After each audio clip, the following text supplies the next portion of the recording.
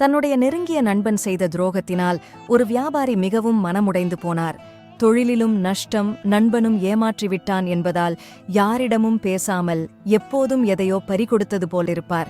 இடம் மாறினால் இவர் மீண்டு வர வாய்ப்பிருக்கிறதே என்று நினைத்த அவரது மனைவி அவரை அழைத்துக் கொண்டு தன் சொந்த ஊருக்கு கப்பலில் பிரயாணப்பட்டார். திடீரென அந்த கப்பலில் ஒரு பரபரப்பான சூழல் நிலவியது. வியாபாரிக்கும் அவரது மனைவிக்கும் ஒன்றும் புரியவில்லை. அப்பொழுது அந்த கப்பலின் கேப்டன் அங்கு வந்து, கப்பலில் ஒரு சிறு கோளாறு ஏற்பட்டுள்ளது. எனவே அருகே உள்ள ஒரு தீவில் இந்த கப்பலை கரை சேர்க்க திட்டமிட்டுள்ளேன். ஆனால் அதற்கு உங்கள் அனைவருடைய உதவியும் எனக்கு தேவை. இந்த கப்பலின் எடை இப்போது இருப்பதை விட பாதி அளவாக குறைய வேண்டும். எனவே கப்பலில் உள்ள பொருட்களையெல்லாம் நீங்கள் கடலுக்குள் வீச வேண்டும் என்றார். அவர்களும் கப்பலிலுள்ள நாற்காலி, மேஜை என அனைத்தையும் தூக்கி வீசினார்கள்.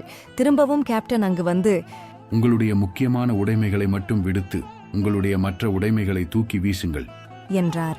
அனைவரும் தயங்கினர். அப்போது கேப்டன் அவர்களிடம், உங்களுக்கு இந்த உடைமைகள் முக்கியம் என்று புரிகிறது. ஆனால் இப்போது நீங்கள் அவற்றை தூக்கி வீசாவிட்டால் நாம் அனைவரும் கடலில் மூழ்கி இறக்க நேரிடும். நம் உயிரை காட்டிலும் அந்த உடைமைகள் மதிப்புமிக்கவை இல்லை என்றார். உடனே அனைவரும் தங்களது உடைமைகளை தூக்கி வீசினர். கப்பலின் எடையும் குறைந்தது. கேப்டன் அருகிலுள்ள தீவில் கப்பலை கரை சேர்த்தார். இப்போது அந்த வியாபாரியின் மனைவி தன் கணவரை நோக்கி, இந்த கப்பலின் கேப்டன் சரியான நேரத்தில் கப்பலின் பாரத்தை தூக்கி போடச் சொல்லி நம் அனைவரின் உயிரையும் காப்பாற்றினார். நீங்கள் எப்போது உங்கள் மனப்பாரத்தை தூக்கி எறிந்து உங்களையே நம்பியுள்ள எங்களை காப்பாற்றப் போகிறீர்கள் என்றாள். இந்த பயணம் அவருக்கு பெரிய திருப்புமுனையாக அமைந்தது. நாமும் நம் வாழ்வில் துரோகம், அவமானம், கஷ்டம் போன்றவற்றை கடந்து வந்திருப்போம்.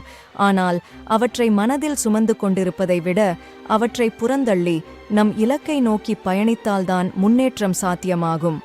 நன்றி. மீண்டும் அடுத்த வீடியோவில் சந்திப்போம்.